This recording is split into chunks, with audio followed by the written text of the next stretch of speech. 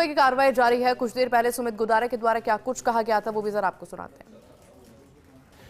पंचायती राज संस्थाओं को लेकर पीसीसी चीफ गोविंद सिंह डोटासरा ने सरकार पर प्रहार किया और उसका जवाब दे रहे हैं हमारे साथ मंत्री सुमित गोदारा।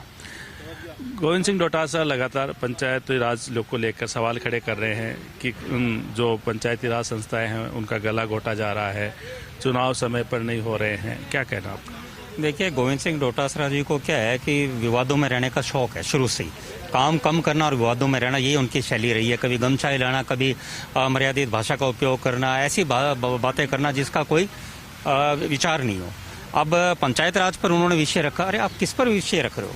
पंचायत राज पर आज राजस्थान में पहली बार राजस्थान प्रदेश ऐसा देख रहे हैं कि हमारे मुख्यमंत्री वो हैं जो पंचायत राज सरपंच से आज मुख्यमंत्री तक पहुंचे। तो ऐसा उदाहरण।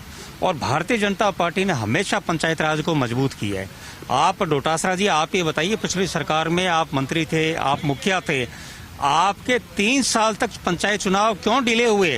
राजस्थान में कितने चरणों में पंचायत राज चुनाव हुए? पंचायत राज का जो सिस्टम, आपने चुनावों का जो गणित बिगाड़ा, उससे कितने प्रदेश को नुकसान हुआ, कितने विकास की योजनाएं लंबित रही और कितना प्रदेश पीछे गया, उसका आप जवाब नहीं दे रहे।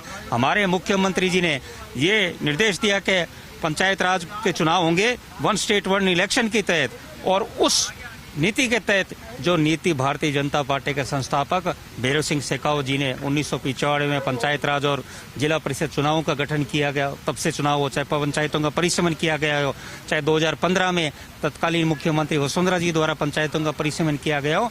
ये भारतीय जनता पार्टी है जिसने हमेशा पंचायत राज को मजबूत रखा है, ना सिर्फ उनके सीमा के माध्यम से, बल्कि सीमांकन के माध्यम से, बल्कि विकास के कार्यों के आर्थिक मदद के माध्यम से ग्राम पंचायत राज को सर्वश्रेष्ठ मजबूत भारतीय जनता पार्टी के द्वारा किया गया। कल हमने देखा था प्रदेश भर के सरपंच है वो मुख्यमंत्री का उन्होंने स्वागत किया था और मुख्यमंत्री भजनलाल शर्मा ने भी सरपंच की भूमिका क्या होती है उसको लेकर एक महत्वपूर्ण टिप्पणी की थी। देखिए, कितनी गर्व की बात होती है जब प्रदेश का मुखिया सरपंच महोदयों से आप चर्चा करते हैं और सरपंच महोदय उनका आभार व्यक्त करते हैं और मुख्यमंत्री जी कहते हैं मैं भी आप ही के बीच में से उठकर यहाँ तक आया हूँ, और उन्होंने बताया कि क्या सरपंच के पावर होते हैं, क्या ताकत होती है सरपंच की।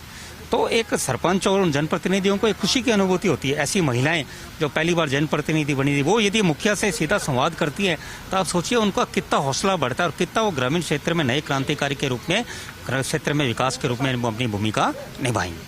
बिल्कुल। तो सुमित गोदारा जिन्होंने बताया है कि किस तरह जो कांग्रेस के आरोप है वो बेबुनियाद है और राज्य सरकार जो है वो पंचायती राज संस्थाओं को मजबूत करने की दिशा में ही तमाम कार्य कर रही है। कैमरामैन नरेंद्र के साथ Naresh Sharma, first India news, Jaipur.